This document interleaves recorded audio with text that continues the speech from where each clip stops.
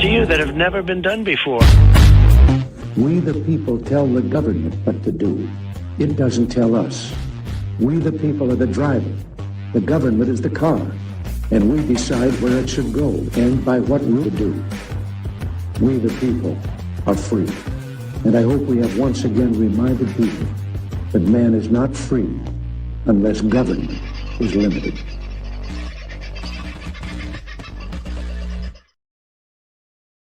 Well, g'day, folks. How are you? Very happy Friday to you. And it might be the last Friday you have in a little while. Maybe you're ending your holidays about now.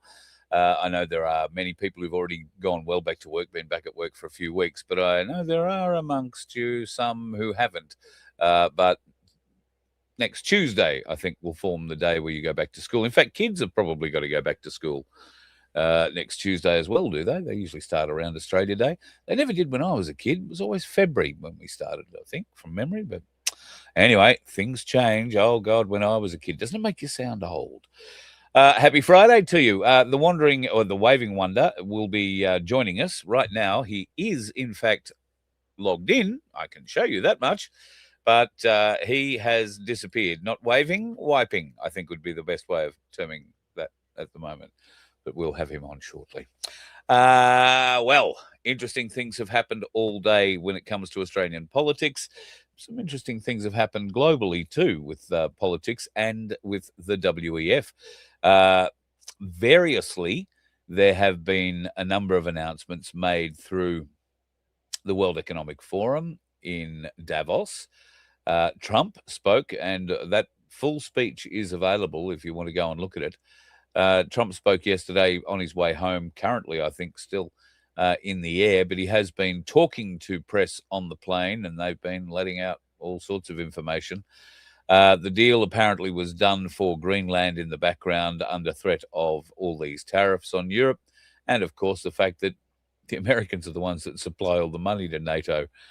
So any war that NATO were going to conduct against America would have been difficult. Not just the money, they supply a lot of the weapons as well. And I'm not sure that it's widely known or, in fact, even proved, but it is widely suggested that if the Americans sell you a weapon, they can turn it off if you plan on aiming it at them, and it won't work.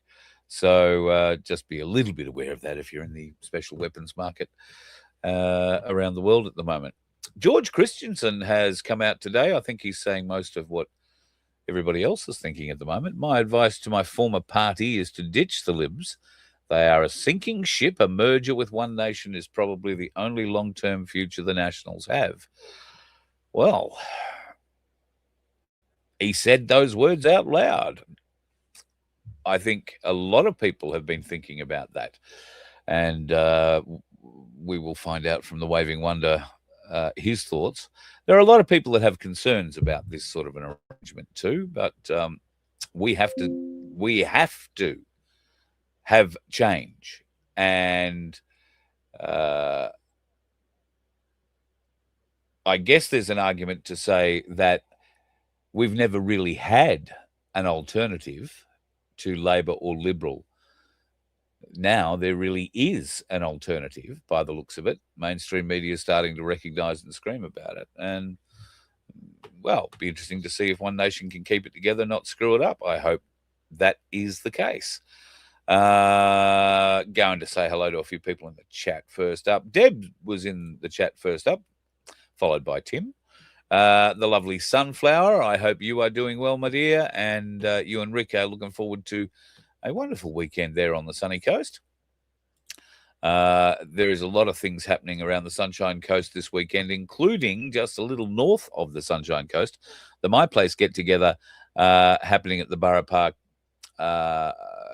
off-grid caravan park. So I'll put that flyer up again a little later on, but that's happening Saturday, Sunday, Monday. Darren Bergworth will be heading up to that one. My plan is to hopefully get there. I have a couple of other things that I'm meant to be at, including the March on the Gold Coast on Sunday. So, or I beg your pardon, on Monday. So we'll have to wait and see. We will also be attempting to stream a lot of those things, although I would need my cohort to be available for that. There you go. He's back waving and not wiping now. There you go. Thank you, mate. Nice to have you with us. Can I just say that the week that we've just had has finally got to me, and I just had to spend my time sitting on the loo, because it literally gave me the shits. Yes, and it may not be the only time in this part of program where you have to run off and yeah, effectively. Without, I do want to correct.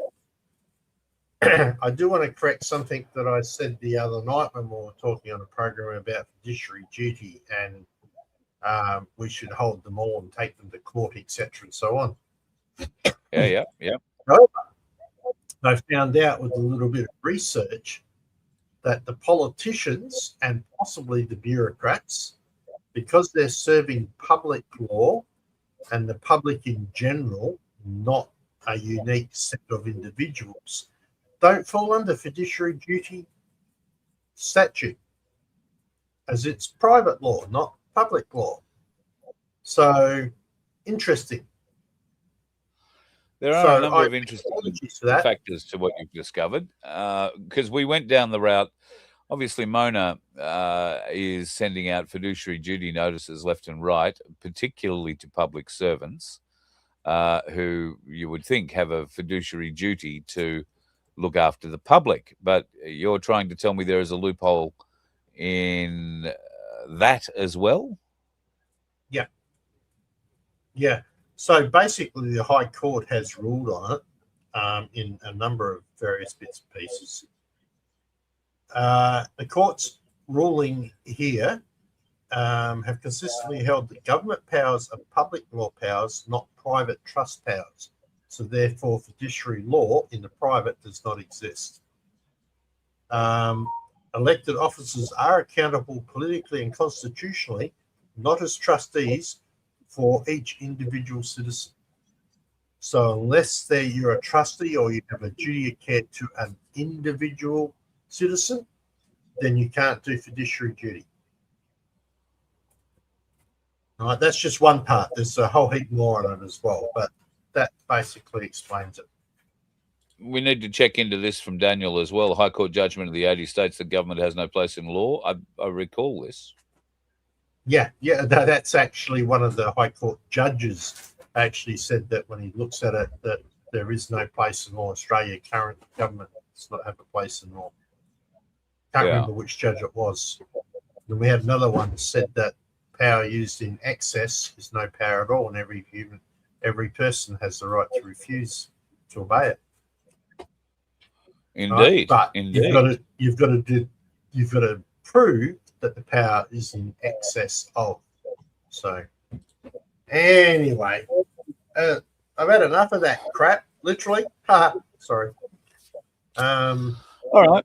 So I want to talk about One Nation, and I want to talk about the National Party, and I want to talk about the Liberal Party. In the last hour or so, Sky News are reporting that Liberal MP Tony Passon has confirmed that he doesn't believe Susan Lee will remain as leader. She probably won't survive much past the first sitting week, I think, which they're back again on February 3rd. So, my mate Tony. Is he one of your blokes? The South Australian fellow. He's our South Australian. Yeah, he's the South Australian. He's who I ran against when I ran in the federal election. There you go. Well, Tony doesn't think that she's got a hope in hell. And I've got to say, Clive Palmer's come out. Goodbye, Liberal Party, goodbye. Former LNP Life member and party spokesman Clive Palmer said today that Australia was witnessing the death of the Liberal Party. The Liberal Party lacks the conviction and strength needed to hold the Albanese government to account. Mr. Palmer said, we need a new dawn. We need an alternative to bring back prosperity. Mr. Palmer said Australians deserved a government that could create jobs and a thriving economy. We need real policies that will make a difference to our country, not populist policies, but policies that provide solutions and great wealth for all of Australia. It will soon emerge that a new era is coming. I'm with you, Clive. He went on to say, stop the rot. We need a real alternative for the Australian people. The Liberals used to pride themselves on being different to Labor. They stood for smaller government and less tax. Now they're nothing more than a Clayton's Labor standing for bigger government and more taxes. Meanwhile, Australia is suffering a cost of living crisis, with Food Bank recognising more than 3.4 million households are experiencing food insecurity. This country has given me, being Clive, a lot, and I am grateful for that. However, it is a disgrace that we live in one of the richest nations in the world, yet millions are hungry and homeless, Mr. Palmer said. We don't need advertising slogans. We need a new beginning. Now is the time to consider our future. Together, we can achieve the extraordinary. Goodbye, Liberal Party. Goodbye. You didn't hear Clive mention One Nation there at all in everything. There's a good reason for that, because he's keying up for yet another run with another party in some format or another, which is a great division tactic. I would see that, a great division tactic. I would see that as just trying to attack One Nation when they should, in fact, be swarming to be hanging off her coattails at the moment, all of those minor parties, and then they might actually get a say. I've been saying since this news poll came out that the arguments that have been happening hitherto about who would lead some sort of combined party, if you like, of the minor parties joining together, that was always the sticking point. Who would be the leader? Clive? Would it be Pauline? Would it be one of the Catters? Would it be, who could it be? And sitting at the table, there was a lot of debate about that kind of thing. Well, there cannot be that debate any longer. The people have spoken, the polls are showing it, and certainly the mainstream media now appears to be getting behind it. The country believes that Pauline is viable. One Nation have just hit 50-50 with Labor on a two-party preferred poll. Yep. Now, that sort of poll has not been done, well, not in my existence anyway, where a minor party has had a result like that. 50-50. And Albanese as preferred Prime Minister is dropping significantly, and Pauline's number seems to be increasing. Barnaby's number is quite high in that too, because there's a recognition, I guess, that Barnaby's in the House. But I think that's going to prove a little bit worrying. And as many people are saying, they're not laughing anymore. Pauline is very serious about she's coming after Albanese. She's called him out on major television shows and said, we're coming for you. I think the release of the movie on Monday in Brisbane will be the first showings of it Monday night. This is the new super progressive movie. The superprogressivemovie.com is the website where you can go and get a ticket, $99 for just a normal ticket. It's I think about $130 for a special remembrance kind of ticket. Or I don't know, might have Pauline's face printed on it or something. But if you want to go along to that, I'm sure it's going to be a hell of an event. And there are nights every night next week in different capital cities where the cinema is showing the movie. But it will not be going into general release in cinemas. From the 30th of January, I think it is, you will be able to download it and watch it. You can prepay for it now at that superprogressivemovie.com website. And from the 30th, you'll be able to download it and watch it in the comfort of your own lounge room, which, is all good. It'll certainly make for some interesting conversations, both online, and I hope when people go out and start mingling, as us lot are known to do, where we catch up. I think it's going to be vicious on both Labor and Liberal parties, probably vicious on Clive's lot as well, and the Catters. But I think there'll be a friendship between the Catters and One Nation in this. The Catter Australia Party has a phenomenal amount of support across far north Queensland, and rightly so. The Catters have nothing but the best interests of far north Queenslanders at the forefront of everything they do, and they've earned that respect from far north Queenslanders over generations. So it'd be nice to see them all come together.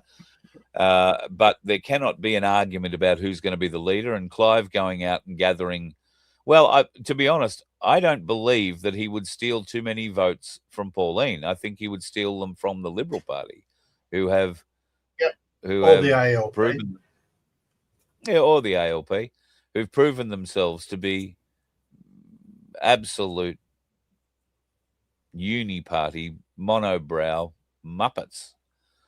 And it's, what do you think? A bit exciting that we're living at this time, I think, where finally Australians, the world, are starting to be awakened to this bullshit. I mean, could you have seen this, before COVID? No, don't think so. Just as a point of interest, I heard you mention earlier that the Nationals should team up with One Nation. I probably wouldn't see that one as a happening thing, especially seeing Matt Canavan came out today and he would specifically called out One Nation for not making any amendment changes in the Senate to the bill. You know what my first thought was? Why do you need to amend something you're saying fucking no to? That's right. Right? We don't want the bill. That's a no. That's a vast problem the Liberal Party have. They seem to think that it's okay to put an amendment up. You're in opposition to oppose, and you are meant to have your finger on the pulse of the community, your community, and what they believe. And yet, do we honestly believe there is one Liberal? Well, there might be a couple of Liberals. I might be being a broad painter of strokes there, but the vast majority of Liberals could not give a flying fig about their constituents because they are told how to vote by the power players in their party, and they cow down to it. They don't stand up for their people. Oh, well, then we've got to find an excuse. Oh, well, the party's doing this. We've got to do a few things in the background, but the party needs. This is why party politics is actually outlawed in our constitution. Yeah, so good people don't get railroaded. Right. David Pocock, Senator David Pocock, I believe. He basically did finally reply to one of the emails that I sent. And he's got written down here. So I've done my best to consult widely as possible in the time available. I conducted a survey of Canberrians over the weekend, which received about 1,000 responses, and have been making my way through the social media comments and the emails that I have been receiving, including from yourself. Some key findings of the survey are 75% of the respondents had concerns or serious concerns about bills. 94% of respondents said it was important or very important that protection applied equally to the groups with protection attributes. 94% of respondents said that it was important or very important to avoid substantial restrictions on freedom of expression, including the right to protest. Now, remember, this is Canberrians, the only place that voted yes for the voice. Okay, just remember that part. 80% of respondents supported a strong support for firearms in the state and territory buyback schemes. That's all right. They're in the middle of the frigging country. They don't care. They'll be the last place to be invaded. Who'd want to invade Canberra anyway? No, you just send a couple of decent missiles in its direction. That's all you need to do. All right. 93% of the respondents supported increased import controls for firearms. I think they had that wrong. Shouldn't that be import control for immigrants? But well, yeah. Might have been a typo. Well, 75% of respondents thought that some or all of the bill should be subject to greater scrutiny and should not be passed this week. Now, that's the response from the Canberrians. If that's the numbers coming from the Canberrians, what the hell is the rest of Australia thinking? How did Pocock vote? Do we know? Let me just see if I can. Yeah, he said they were voting no against it. They voted against it. And yet, that's what he says. All these people, the thing that I've found most intriguing about the headlines the last couple of days, all these people coming out saying, "Oh, we voted no," and yet all this shit got passed. Yeah, it's crazy. I don't understand. I don't understand how the opposition have been unable to read the tea leaves. Shit, you didn't need to read the tea leaves. You just needed to walk into any social media room, walk outside and ask an Aussie what they think about this. Go to the pub, run it past the pub test.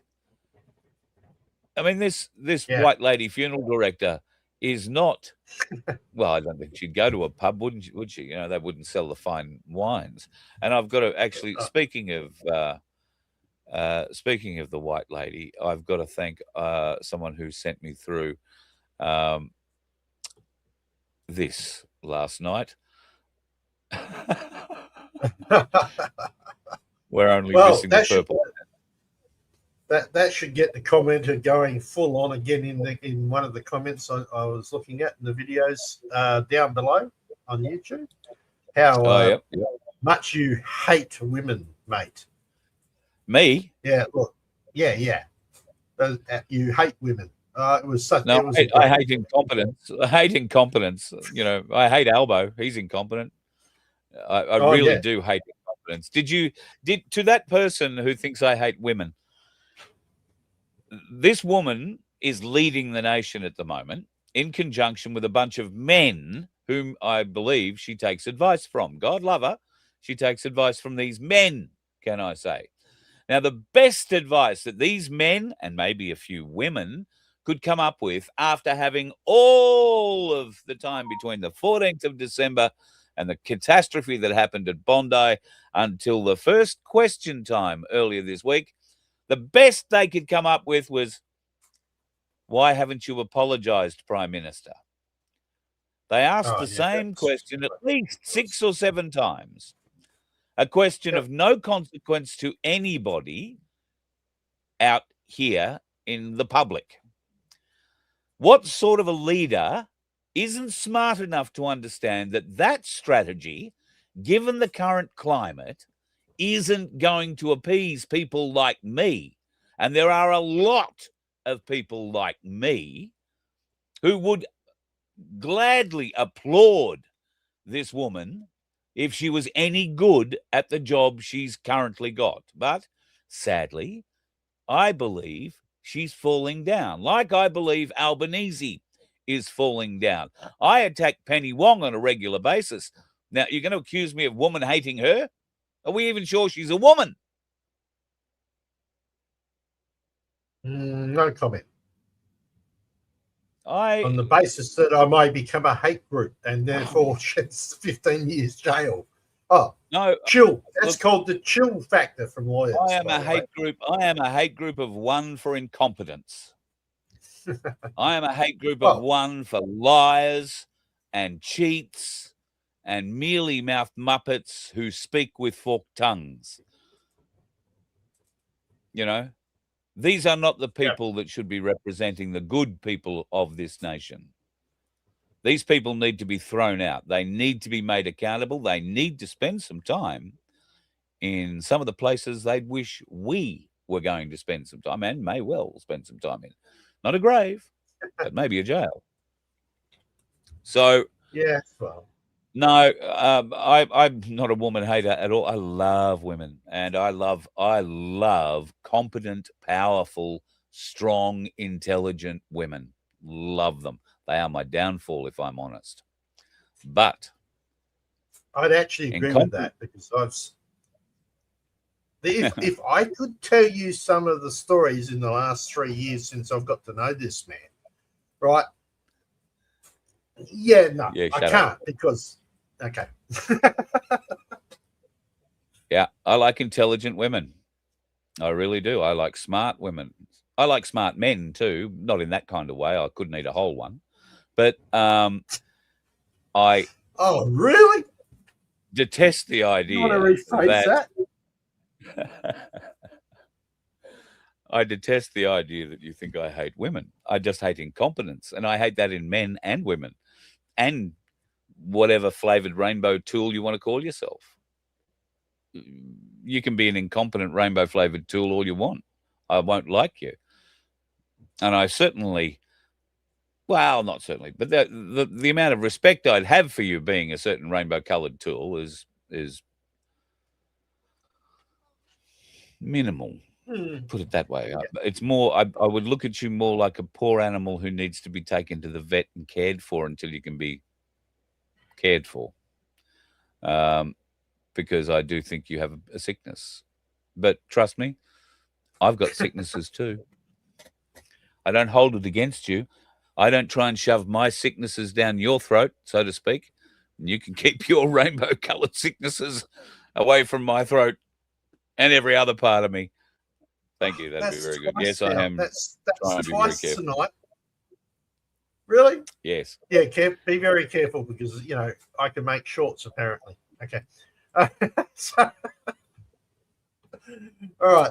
So where does this go? Where does this put Australia? Like, this is bullshit. What's going on? I did hear Pauline, she got asked a question about this bill. If they made it into government, would she get rid of it?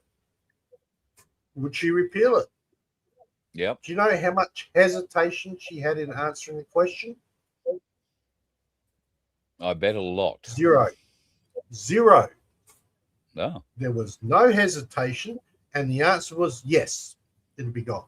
Good on her. Good on her. All right. No hesitation at all. Unlike somebody like Susan Lay, who's like, right? I haven't liked that lady from the first time I spotted her. That's just my personal opinion, and that's only because her body language said, yeah, no trust there. But anyway. Yeah, no, I've got to admit, I never even knew who she was when she was elected as the leader. And I'll be honest, white must be her favorite color because it's just about the only thing I ever remember seeing her in. But it makes her look like she should be standing in one of the corners of the hearse. I'm sorry. It does. Yeah. So that's immediately what it brings to mind. And her mealy-mouthed speaking utterances.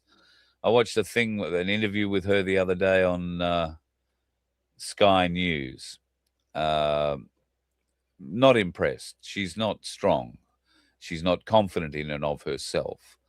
Yes, she's under attack, and in her position, I would probably be exactly the same way. And I've had more or just as much experience in front of that sort of thing as she has, I suppose, nowhere near the pressure. However, there comes a time where doing the best for the nation is walking away. And if you can't recognize that, then the nation recognizes you're more in it for you than you are for us. And right now, while the nation has been able to recognize that, I think, over history from, ever, right now, they're prepared to do something about it. And that is to really band together and look for that alternative. Now, Pauline is putting up a very, very good alternative. I haven't gone into them here, but I urge you. Pauline has a $90 billion policy. One Nation, I shouldn't say Pauline. One Nation has a $90 billion policy that would see $40 billion of that returned to your pockets. Now, I haven't been through it item line by item line. I am not an accountant. I wouldn't know how to go checking or budgeting or, costing such things. However, I do know that there is a phenomenal amount of waste currently in our governmental systems. And I don't think finding $90 billion in all that waste is going to be a terribly hard thing to do. So I would encourage her to dig deeper, work harder. I think we could also be asking her questions about her plans for the public service. Will she shrink it? There is, Well, I mean, I would love to say let's go in and sack the lot of them and start again, but no, it would be that's going like to take. walking into a blind room to put a jigsaw together. You know, Yeah. walking into a dark And- room, trying to find the pieces, and then trying to fit them all together. You couldn't be It done. would But what be we do need to do is put the public servants in a position where lying to these new politicians, these alternatives that hopefully would be elected to that place, that obfuscating or playing the yes minister, yes prime minister game with them has serious consequences. You might remember I had Malcolm Roberts on one time. I asked him, what are the consequences for the public servants that treat you and other politicians with such disdain and disrespect in Senate estimates? Are there any things that you can do that would cause them to think twice about smart-ass replies, or just, oh, we'll have to reply to that on notice? Every friggin' question. And he said, well, there are mechanisms, but nobody ever uses them. That has to stop. Has to stop. There was a question that popped up earlier that said, does she have the power to do that? I'm glad Does she you have the power to asked. do what? The Repeal power to do what? law. Repeal Well, the law. when you've got all the seats in the House, yes, you can. Yeah, and that's the point. Any law can be modified or repealed purely by passing a bill saying we wish to repeal the law. And if everybody says yes, and the Senate says yes, then that law is gone. Getting rid of laws is easy. Keeping them in check, a whole different kettle of fish. Yeah. So 100%. It smells like fish too. One Nation used to have a 2% tax policy. Yes, I believe they did. So did Ricardo. Yep. Did Actually, One Nation pinch I'd Ricardo's argue tax that. policy? I would probably say they probably did give it a good look over. Ricardo's policy was quite good. It would work. I've had real accountants look at it. They agree it would work. But obviously there's no money in the back end of that for the politicians as they currently sit. So we do need to start seriously considering not just who we're voting for, because we're still a long way away from the election. What we need to do is start considering the questions we're going to put to One Nation candidates, because right now there will be a huge drive to start looking for candidates. Now, whether or not One Nation are actually looking for those candidates, they will be being bombarded with people who now want to stand up and represent for them. And I believe that in Victoria, One Nation are standing 100 candidates in the Victorian state election. That means they're standing somebody in every seat. Now, that's going to be the canary in the coal mine. That'll be interesting to see how Victorians react to that. I'm not sure that Victorians have such a strong support level for One Nation as maybe Queensland, Northern Territory, and certainly regional parts of New South Wales, South Australia, Western Australia have. Not sure that it's that strong, but they don't need to win government. They just need to gain the balance of power. Yeah. And this could be the beginnings of something great. I think the Victorian election is either due late this year or early next year from memory. Late this year. So the candidate drive will be in full swing in Victoria, but they will also be looking nationally. And what would happen now, not that we would wish this upon any politician, but what would happen now if one of them happened to, stumble his way out of the members' dining room one night, hiccup after his last bottle of $200 red wine that the people have paid for, tripped, fall down the stairs and broke his neck, and we need a by-election. You're not talking about Barnaby, are you? Oh, sorry. No, Barnaby doesn't fall downstairs. He just pulls up a piece of footpath and goes to sleep. Yeah. And listen, I don't care. He I still stands up and remember speaks Bob on us, Hawke. so I like that. I remember Bob Hawke yeah. being a pithead, right? So Yep. Bob Hawke being the very proud man, sculling bloody beers and sculling yard glasses, which is what he was known for back in his Rhodes Scholar days.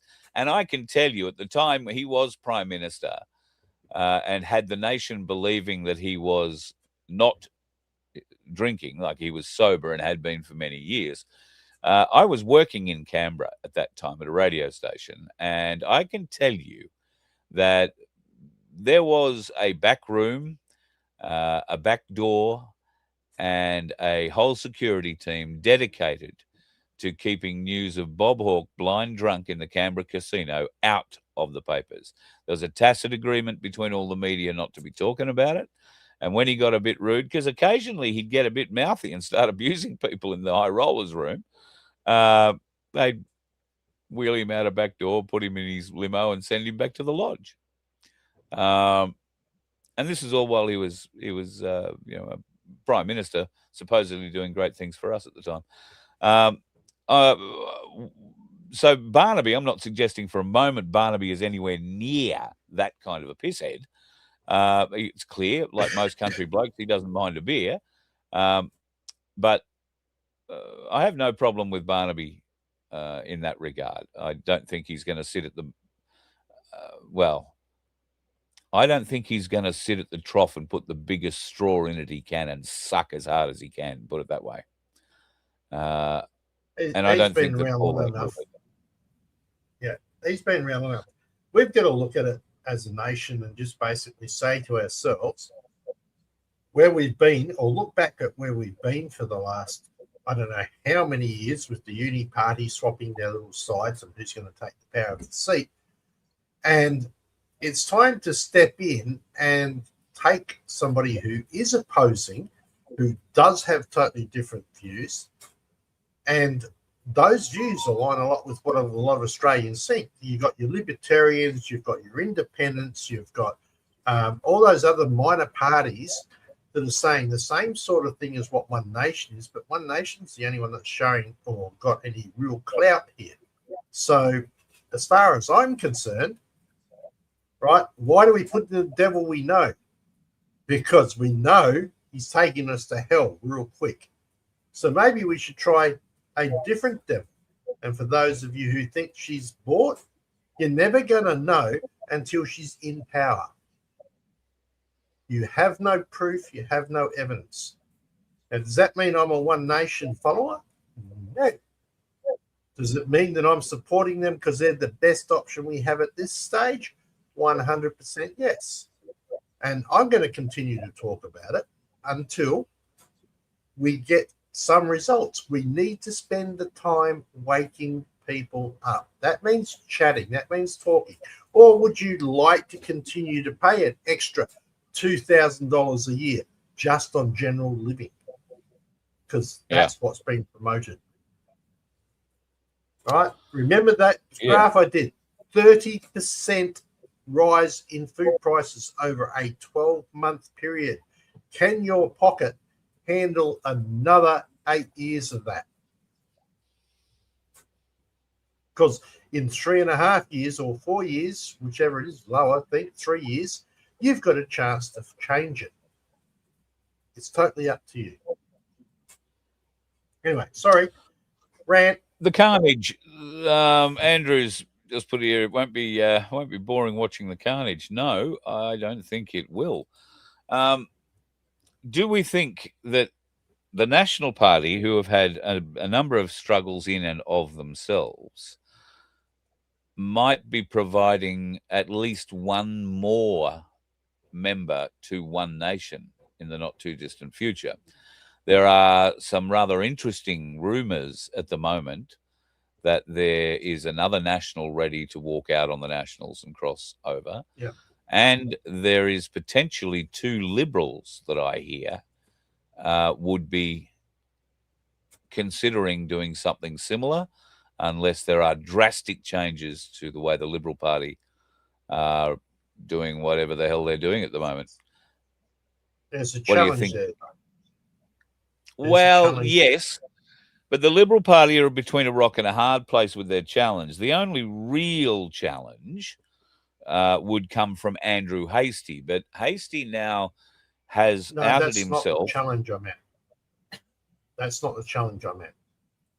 What do you mean? But carry on with your point. You carry on with your point first, and I'll come back to it. All right. Well, Andrew Hastie has shot himself in the foot because he came out before the vote and said he wouldn't be voting for it, and then came out after the vote and made excuses and tried to blow air up his own ass about how great he was making changes to it all, and he voted for it. As I left a note on his Facebook page, he said, I did the best for Australia, did what I thought was the best for Australia. So that's why you can't be Prime Minister. The best thing to do for Australia would have been to have the entire Liberal Party vote against this and work tirelessly to defeat it in every way possible, rather than acquiescing to it in any way. And I'm not saying that there shouldn't be changes to certain aspects of particularly the immigration and the security laws and all that kind of thing. There's no need to be playing with the gun laws. There's certainly no need for a gun buyback. Do you really think that the bloke who did the shooting, or the blokes that did the shooting at Bondi, would be handing in their guns? They weren't registered gun owners to begin with. You think they'd have handed those in? One was. Oh, that's right. Yeah, he got his gun. That big. The father had a gun license, which he's not an Australian citizen, but he had a gun license. Yeah. Yeah. Well, apparently now that's now going to be formalised. You have to be an Australian citizen. That's one part of this bill. That's about the only part of this bill that went through that I actually agree with. Yeah. Okay. Getting back to my challenge, or the challenge for the people who wish to cross and say leave the Nationals or leave the Libs. Are they going to get tarnished of you're just jumping ship to make for your own survival? And I'm pretty much sure that's the way that it's going to get played in the media. They're leaving and they're joining One Nation because they're just being selfish and trying to survive. And I've got to be honest, the more of them that join One Nation, the less you're likely to trust One Nation. You're just inviting the poison into the system, aren't you? Yeah, that's true. Although, if we had Senator Antic, I wouldn't say no. If we had Senator Jacinta Price, I wouldn't say no. Canavan, even though he doesn't seem to like One Nation, I still wouldn't say no because his morals are in the right place. I agree. It's the morals of the bloke. And it's good to have a person like that in One Nation, to be the moralistic side. I would like to think that there are more of them in the Nationals, but I'm really unsure. I'm completely bereft of any feeling on this David Littleproud. Doesn't seem to strike me as anything other than, I'll be honest, I want to see him in a little green suit holding a shillelagh and going, "Shuck and begad, begosh, begad, here's me pot of gold." So it's all I can see him as, a little leprechaun. But I guess it's been a while since I've seen that little leprechaun prick from Qantas. So I've got to put that image onto somebody. Rule of the universe. I don't know which boys you're talking about, and she never critiques them, etc. Mate, you're entitled to opinion. That's the beauty about democracy. She's been calling it out ever since the 90s. So I don't think she's been controlled by boys. Matter of fact, I don't think I'd want to be in a party because I think she's actually very controlling now. So that's one thing I'm not sure about. Be running but like in saying that, it's run like an iron fist. But what I am sure about is the philosophies, the policies, what they're trying to get done is best for Australia. Hence the reason it's called One Nation. Right? So, mate, I appreciate your comment. Thank you. Yeah, look, and I think there is a valid point there that there is a lot of money that's been put in behind her. She's wrapped herself up in all sorts of flags over the day, and not all of them Australian. She has come out and support certain things that I've certainly come out against here on the show and have railed against on more than one occasion. However, you're not going to win them all. You're not going to win them all. No. However, I have been railed on by many others, including you, that we have to give these people a go to try and fix the system. So if we're going to give them a go, then I'm going to support them. And I'll do everything I can to help them get elected. And behind the scenes, we're already doing things like that. But I want to see things happen. I want to see. We've got 2 years. We've got 2 years to significantly change the mindset of the people who are asleep. Right. And I think there's not as many asleep anymore because of what's happened, because of the terror attacks, because of COVID, because of the price of living, because rentals, because there's not as many jobs anymore. I mean, someone made a comment in one of the chat systems, just to prove that we do actually read the comments in the chats below, guys. Right. Carl might not reply, but if I find something, I might reply to it. So just be aware. But he specified that he's in the health industry. And if it wasn't for the humongous amount of imported health workers, our health system would be in the shit right now. And I thought to myself, well, I don't disagree with him. He's correct. But why is that the way? We have so many Australians who have been born and brought up and lived here. Why aren't they getting those jobs? Why aren't they being taught those skills? You've got to ask the question. Why? Why is nursing all of a sudden not a preferred job for Australians? Well, it's not safe because you get sacked if COVID comes around. Well, 3,000 here in South Australia alone, right? Not to mention Queensland and YouTube. You cannot defy the figures on that. And if you want to, it's political speech anyway, and that's allowed by law. I'm sure the algorithm will take that into full consideration, Vince. No.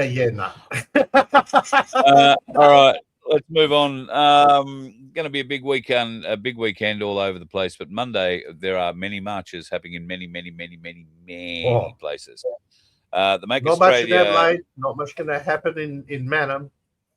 Well, right. there is an event happening in Adelaide, the Peace Park, from 11 a.m. I'm here.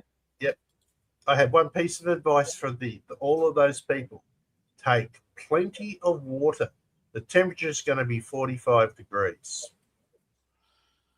Whoa, warm day in Adelaide. So 45 degrees, live music. Probably sweating there. There'll be an anthem, God knows whose. Huge PA system and stave, massive barbecues, food vans if they turn up. I did see a post today saying that if it gets too hot, they don't turn up. March to Parliament and a 21-gun salute, which I imagine is being played off tape because you wouldn't be allowed to get those out. Another one is happening at Bundaberg. Now, this is starting from 12 o'clock at Alexandra Park, so you can get along and be part of the March for Australia in Bundy. In Mackay, then Blue Water Quay is the place to be at 12 o'clock if you want to be part of the March for Australia there.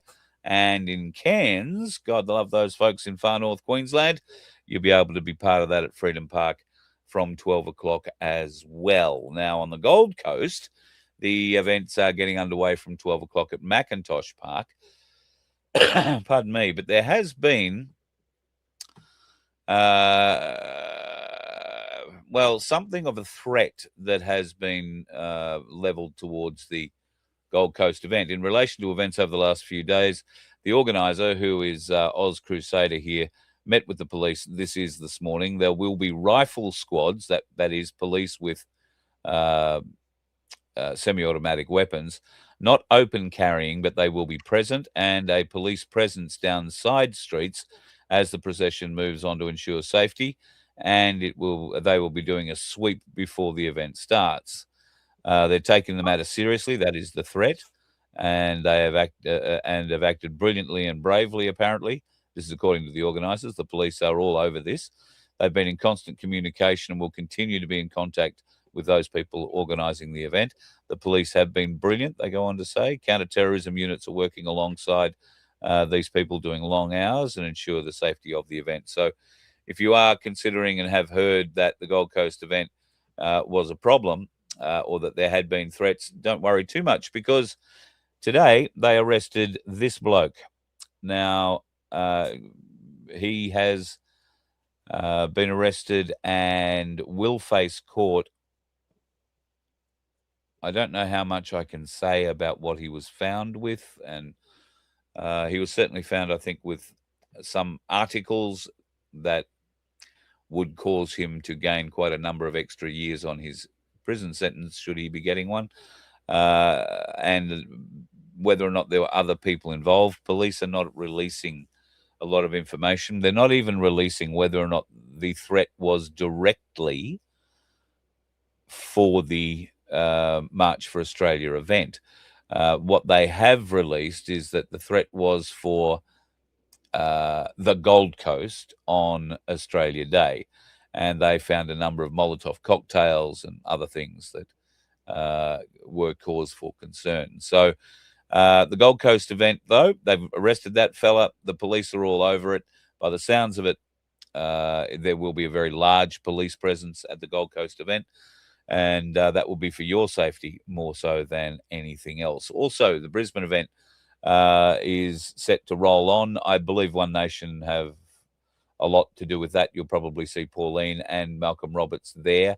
I'm not sure whether or not Barnaby will be there. He's probably going to turn up at an event somewhere in New England, I would say, and do something similar. But I believe that it is a very well One Nation approved speakers list that's going to be happening at the Brisbane event. And Shallow Chal will be able to, I'm sure, explain more of that to you at the appropriate time. Quickly, before we go, just a couple of interesting little bits of news. Out of Europe, the World Health Organization is now missing $988 million that would have ordinarily been supplied by America. They have quit the WHO. Now, Australia should be doing the same thing. Pauline has said that she is committed to getting out of the WHO, the WEF, and the UN. There are three things I'd give her votes for immediately, if not sooner. So, yep. Yeah. However, we are a long way away from an election, and what One Nation requires are good people to run, to stand, and be part of this. And I think one of the greater issues that One Nation might suffer from is that now they actually need to have people standing in practically every seat in the country, both upper and lower house, state and federal. Yeah. They now have the ability to gain those candidates. In South Australia, because we have the election before Victoria has its election. I mean, Victoria's a lost case, let's face it. South Australia's not far behind. But I can tell you that I personally know three. Well, I know that the person who's running One Nation here in South Australia, I also know two of the candidates personally. Couldn't find better people if you want. And just so that people can't get all uppity-duppity, one of those candidates and his wife, who's Chinese, right, very lovely person, is the one sitting running in our area. Not to mention, you should hear the stories that he talks about what happened in China while he was stuck there during COVID. This guy's got lots of experience. He's a nice guy. So you will see him eventually on FBN, because I will be doing a recorded interview with as many politicians as I can, and I will keep my biases out of it. That'll be fun. Oh, by the way, flags. I'm pleased for you to try. Right. Flags, by the way, make great cover for shade. Just letting you know, lots of Australian flags, mate. Great cover for shade. And it doesn't matter what colour it is. No, it certainly doesn't. Anything. Not if we want to save takes- this country. No, true that. And take whatever flag you'd like to celebrate Australia Day. I mean, we'd like to see it an Australia flag. Preferably don't take a Palestinian one or a Jewish one or an American one. Just an Australian flag. Take the red one if you understand the difference between the flags. Take the red one and the right red one. If you don't, take the blue one. If you don't, there's a whole write-up on Voice of Freedom's website about the flag. Remember, we put it up for people. That's right. Yeah. So scroll down, vofhq.com, and learn the difference. It'll show you. It's very, very simple to pick. Very, very simple to pick. All right, my friend, we may, speaking of on that, whether or not you're awake, be able to do some live streaming on Monday from these marches. Yep. Well, I'm going to be hiding away at 45 degrees it's going to be 45 degrees in Mannum, so I'll be sitting in here with the aircon going because my solar will allow that. Just as a reminder for all of those who still wish to do it, we have only 72 tickets left to sell. Oh, 72. Right. 72. And you could win yourself a very, very happy $750 that you could buy some silver with.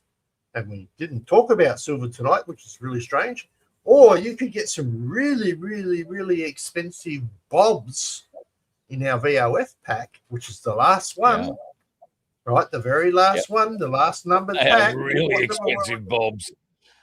Aren't they just? Right? Yeah. And you could win those as well.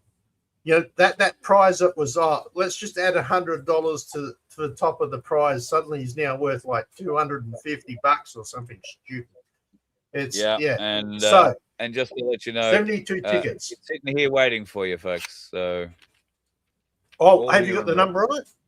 Have you got it? The number on it? This one is actually the first prototype you sent me, so it stayed with me the whole time and will not go out. That's mine, so that'll stay with me. But the bobs are there. Well, yes, all right. I have bobs for you. All good for bobs. Don't worry about the bobs. The bobs are sorted. All right. So people, love your work. Have a great weekend.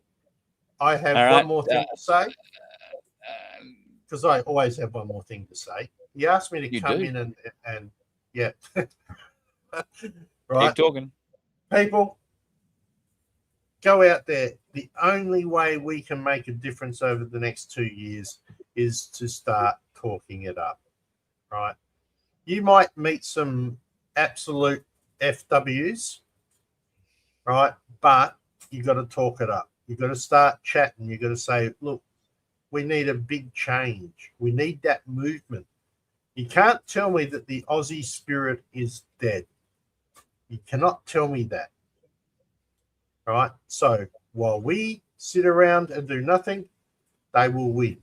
If we all stand up, they won't. And a 50-50 two-party preferred actually hasn't even really started rolling yet. What, mate. I mean, South Australian election will be an interesting touch, and then the Victorian will be another gauge of where it's going. So, yeah. So, with that, let's see whether I still say capable of running a national campaign. Sorry? Let's see if they're capable of running a national campaign with people on the ground everywhere. That's going to be a big thing to be able to learn how to do. No, not so much. I mean, the guy who's going to run it here in South Australia, he's now been in 2 other elections, and they've run candidates here before. So, but yeah, I think you're missing my point, but we'll get to that another night. All yeah, right. You have a good one. What? Hang on. Still hang on. People, we love you. Keep the faith.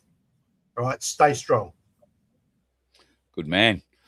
And that is Vincenzo. We do love you. You know that. I've never known him to be that soft and squishy. It's nice. We do love you. And somebody else that we love is the Donkey Sanctuary. As Vince said, 74 tickets left. So go to merch.vofhq.com. Please clean up those and we'll give you some of that silver, or $750. And if you are in the Hunter over the weekend, then it started today. This is the garage sale to end all garage sales. Sandy and Baz from the Donkey Sanctuary have so much stuff they have out for you to take home with you for only a few dollars. So if you would like to, please head along and check them out. 606 Glen William Road in Glen William. It's only 6 kilometres out of Clarencetown, which is, I'll show you that, make it a little easier so you can see the whole thing. Clarencetown, which is not far from Port Macquarie, not far from Newcastle and the Hunter Valley. Beautiful region. Beautiful drive. If it's a nice weekend, go for a drive and pick yourself up a bargain with Sandy and Baz, as they are doing great things there. Also, if you're going to Robina Town Centre on the Gold Coast, keep an eye out for a store that is throwing this sign up, not a date to celebrate. I'll leave it up to you to choose whether or not you'd spend any money in that store. And to wrap it all up, finally, the details have come to light about Kevin Rudd's rather unexpected and rushed resignation from America. Kevin Rudd, of course, was the US or Australian ambassador to the US for the last few years. And we all know he and Donald Trump had a few issues, or certainly Crud had some issues with Trump and used his big mouth to extrapolate on those on more than one occasion. And Trump cleaned him right up a few months ago. It was absolutely beautiful. But then, out of nowhere, Kevin Rudd resigns and is coming, well, I don't know if he's coming back to Australia. He's going to a think tank that he set up. God. Anyway, here is why Trump gave it up. It was all down to executive order, it turned out. You have yourselves a bloody good weekend, folks. Don't go and do anything I wouldn't do. The dickheads will certainly be out on the road this weekend. Why? Well, because they can. It's a long weekend and they like to trek around. Just be safe. Keep your eyes open. You don't need to be driving over the speed limit. In fact, knock 5, knock 10 off, and you'll only arrive 4 minutes later. It's not a big difference. And you don't then have to be the dickhead on the road for the weekend. Let that be some other fool. Stay safe, folks. We'll talk to you over the weekend. You let Bye. one ant stand up to us, then they all might stand up. Those puny little ants outnumber us 100 to 1. And if they ever figure that out, there goes our way of life. It's not about food. It's about keeping those ants in line. That's why we're going back. Does anybody else want to stay? Let's rock!